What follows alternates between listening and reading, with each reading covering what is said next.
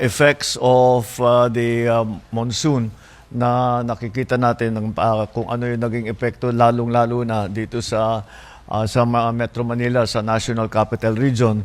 At sa ating nakuhang briefing ay nakita natin may mga lugar na talaga namang tinamaan pa rin ng baha pero mas bawas na. Kung dati ay 2 stories ang baha, ngayon siguro hanggang tuhod na lang. Yung iba hindi na nabaha.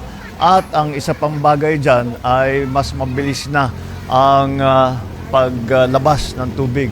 At kung dati mag-aantay ang tao ng 2-3 araw bago mawala yung baha, ngayon wala pang 1 araw, wala na. At sa loob ng 5 oras, 201 millimeters. Ito ay katumbas ng 44% bumagsak itong tubig ito in 5 hours. This is 44% of the water, the rain that fell during Typhoon Ondoy over a period of 24 hours. So 1/2 of the water volume that fell for 24 hours in Typhoon Ondoy, this time within 5 hours, 44% of that. So it was 201 millimeters that fell in 5 hours, and that is yan ang ating ngayon na hinaharap dahil nga sa climate change, dahil yung Ondoy was special, was unusual. Now this is a little bit becoming a little bit like the new normal. Makita natin na maganda naman ang naging epekto, patuloy yung ating dredging, yung ating mga pininspeksyon, yung pinalaki natin ng mga drainage systems, naglagay tayo ng malalaking tubo. Kung maalala ninyo, meron tayong mga pinuntahan na pinalitan yung mga after World War II pa yung mga drainage na ginawa, ay pinaltan natin yung maliliit na concrete na tubo, ay pinaltan na natin yung mga na mas malaki na tubo para mas mabilis ang paglabas ng pagdaloy ng tubig. Pati na yung mga pumping station natin, we have 73 pumping stations that are all of them are functioning now. Marami doon ay hindi pa nakapag-function, minsan hindi pa gumana yon. Yung mga iba dyan, ngayon napapaandar na natin lahat. At patuloy pa rin ang ating dredging, patuloy pa rin ang ating pagbomba. Ang pumping station, meron pa tayo yung mobile na pumping equipment. We have 11 of those, I believe, that we are also using. Ang tinamaan dito ay 4,700 barangays, 1.7 million families. We have unfortunately already 27 casualties and 17 who are injured. So you can see that the effects of the monsoon has been widespread and severe in terms of its effect.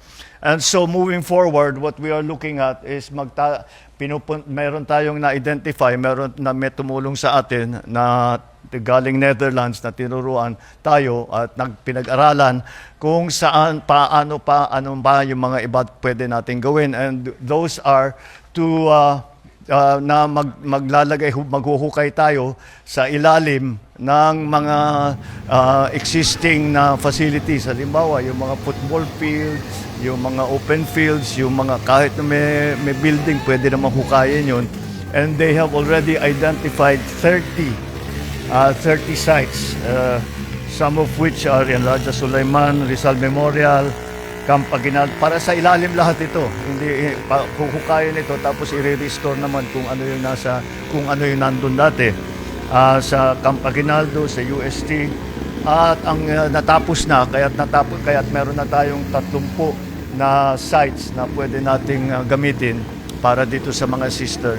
At inaantay na lang natin yung detailed engineering at kapag which will be finished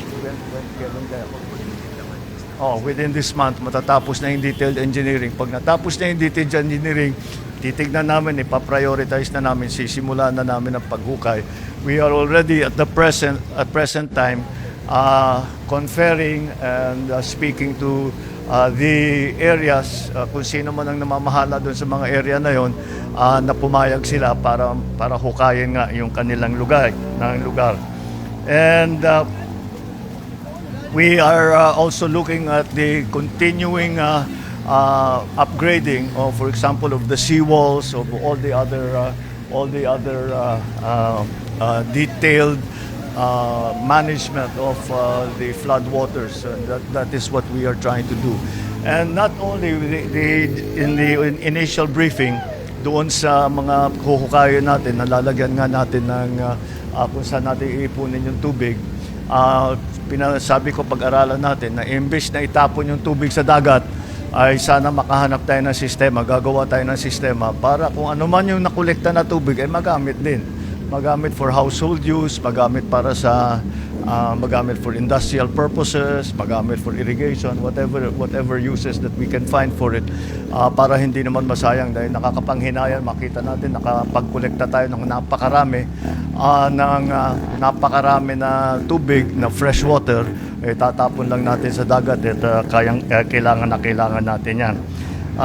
There is an interesting statistic here that the 201.7 millimeters na bumagsak na tubig na ulan ay katumbas ng halos 50,000 na Olympic size na swimming pool. Kaya you can just para to be able to conceive or to be able to have an image for yourselves kung gaano karami yan.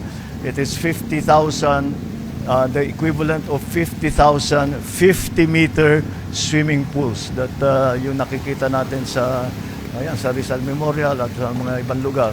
50,000 of those size pools.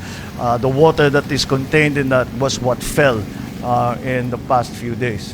So these are the things that we are doing. We will continue to dredge. Hindi naman titigil yan.